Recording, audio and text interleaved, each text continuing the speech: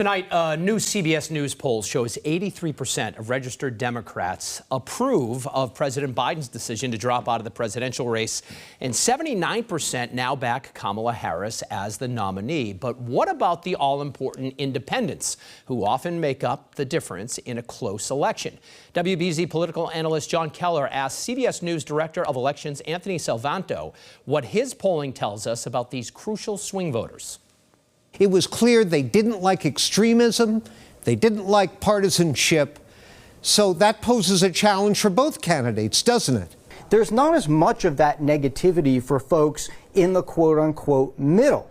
And that's important because going forward, of course, in a larger sense, you want to think that Americans can talk to each other and can hear each other out. So that's number one. And number two, then the question becomes the race to define what the campaign is about. Is it about issues, or is it about that negative partisanship, that voting against the other side? One of the key questions we ask is, are you voting for your candidate or in opposition to the other? And there's been a sizable number who are voting in opposition to the other candidate. I want to watch that and see if that changes too, because at the end of the day, many voters were going to want to vote for something as opposed to opposing something, John.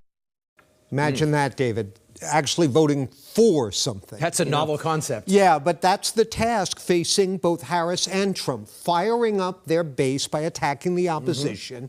That's a given. But also offering those nonpartisan voters a vision of the next 4 years that's going to appeal to them and get them motivated to vote. Yeah, so far over the past few days, it's he's bad, she's bad. So what do you think it looks like for both candidates moving forward, trying to sort of paint that picture of what the next 4 years looks like? Well, based on what we've seen, so far President Trump makes the case, former President Trump, makes the case that he'll ditch Biden-era policies and go back to the way he did things in the first term, which polls show many voters recall positively as a time of low inflation and relative peace abroad. Now, as for the future, Trump keeps it simple. Just trust me, I can end wars with a single phone call, etc.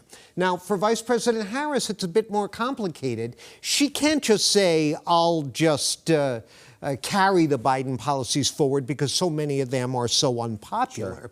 With the independents in particular, she'll need to persuade them that she can do better than Biden, even as she tries to keep the Biden coalition of 4 years ago together. It's quite a balancing act, David. Just quickly with one answer, one word. Who has a bigger task ahead of them?